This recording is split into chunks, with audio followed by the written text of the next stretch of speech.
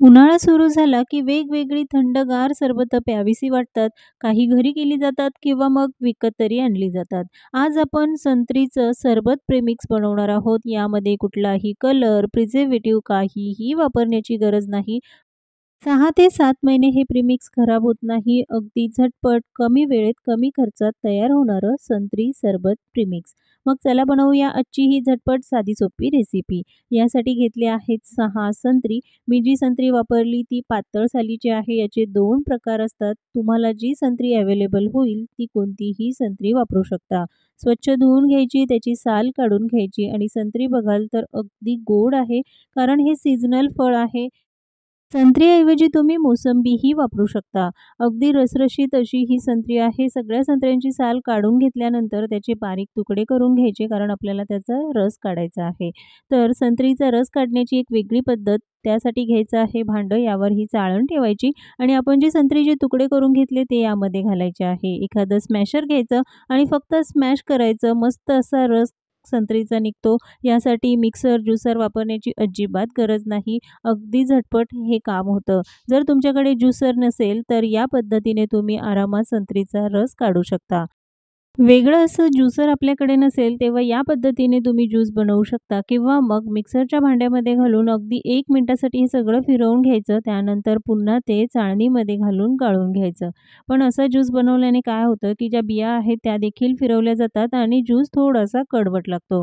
तर मी दोन्हीही पद्धतीने तुम्हाला ज्यूस बनवून दाखवला. जी पद्धत तुम्हाला सोपी वाटते त्या पद्धतीने संत्रीचा हा ज्यूस बनवून घ्या आणि रंग बघा अगदी मस्त आला आहे. यामध्ये कुठलाही रंग वापरलेला नाही. आता आपण हा ज्यूस मोजून घेऊया. तर कपाने मोजा किंवा वाटीने, जे प्रमाण तुम्हाला योग्य वाटत असेल. संत्र्याचा जो रस आहे त्याचा रंग तुम्हाला अजून डार्क हवा असेल तर यामध्ये अगदी चिमूटभर खाण्याचा रंग घालायचा आहे.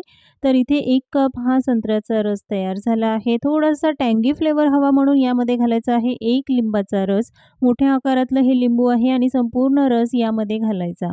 लिंबाचा रस घातल्याने फ्लेवर तर चांगला होतोच, पण त्याचबरोबर प्रिझर्व्हेटिव्हचं काम देखील लिंबाचा रस करतं आणि हे सरबत प्रेमिक जास्त दिवस टिकतं.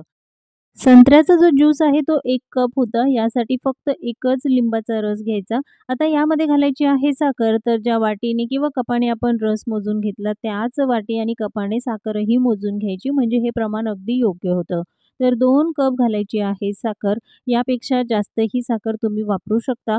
पण 2 कप म्हणजे वजनी प्रमाणात बघाल तर 300 ग्राम साखर आहे आणि ही साखर देखील रसामध्येच व्यवस्थित मिक्स करून घ्यायची. खूप जास्त वेळ हलवायचं नाही, कारण आपल्याला ती मेल्ट करायची नाही. हलक्या हाताने हे व्यवस्थित मिक्स करून घेतलं. त्यानंतर लगेचच मोठ्या ताटांमध्ये हे मिश्रण घालून घ्यायचं आहे. ताटाला तेल वगैरे लावण्याची अजिबात गरज नाही, नाहीतर प्रीमिक्सला त्या तेलाचा स्मेल येईल. आता आपण ताटामध्ये हे घालून घेतलं. अगदी पातळ थर द्यायचा. जाड थर किंवा एकदम मिश्रण तुम्ही सुकवायला जाल तर ते व्यवस्थित सुकणार देखील नाही आणि वेळही जास्त लागेल. 2 ते 3 ताटामध्ये हे मिश्रण मी घालून घेतलं. 1 दिवस पंख्याच्या हवेखाली सुकवायचं आहे. बऱ्यापैकी सुकलं आहे, पण आतमध्ये अजूनही त्याच्या ओलसरपणा आहे. तर अधून-मधून आपण ते व्यवस्थित असं हलवून घ्यायचं, म्हणजे जो ओलसरपणा आहे तो निघून जाईल. हे सगळं मिश्रण तुम्ही उन्हामध्ये देखील सुकवू शकता. उन्हामध्ये सुकवताना गॅलरी असो किंवा टेरेसवर जर तुम्ही हे मिश्रण सुकवण्यासाठी ठेवणार असाल, तर या ताटांवर अगदी पातळ असा सुती कपडा घालून ठेवायचा, म्हणजे त्यामध्ये जो काही बाहेरचा कचरा किंवा धूळ आहे ती जाणार नाही. दुसऱ्या ताटातलं हे मिश्रण देखील मी चमच्याने व्यवस्थित काढून घेतलं आणि बघाल तर अजून बऱ्यापैकी ओलसर आहे. हे मिश्रण सुकण्यासाठी कमीत कमी 2 ते 3 दिवस लागतात. उन्हामध्ये सुद्धा सुकवू शकता, पण जर ऊन नसेल तर पंख्याच्या हवेखाली सुकण्यासाठी थोडासा जास्त वेळ लागतो. आता हे सगळं मिश्रण आपण एकाच ताटामध्ये घालून घेतलं आणि आता हे पुन्हा सुकवण्यासाठी ठेवणार आहोत.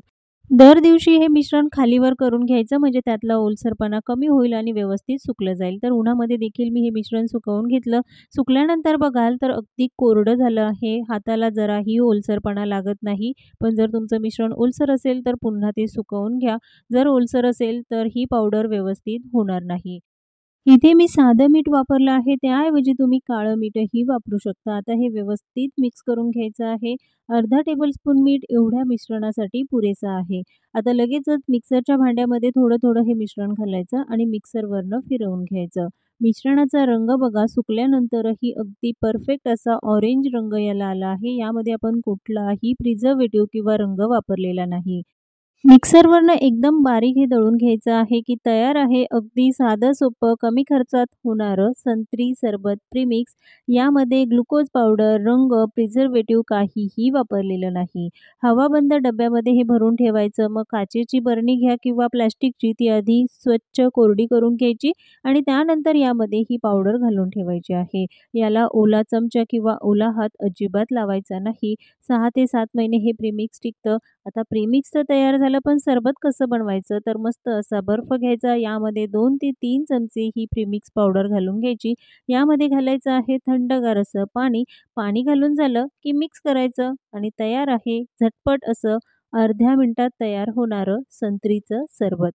अवघ्या अर्ध्या मिनिटामध्ये प्रेमिक्सपासून हे सरबत तयार होतं. मग उन्हाळा सुरू होताच ही सरबत प्रेमिक्सची पावडर तयार करून ठेवा. संपूर्ण उन्हाळा मस्त असं थंडगार तुम्ही संत्रीचं सरबत घरीच बनवून पिऊ शकता. आता विकतची महागडी पावडर आणण्याची अजिबात गरज नाही. आजची ही रेसिपी कशी वाटली कमेंट्समध्ये जरूर सांगा. अशाच नवनवीन रेसिपी बघण्यासाठी शगुन्स किचन मराठी या चॅनलला सबस्क्राईब करा आणि बाजूचं बेल आयकॉन देखील जरूर प्रेस करा. पुन्हा भेटूया एका नवीन रेसिपीसोबत.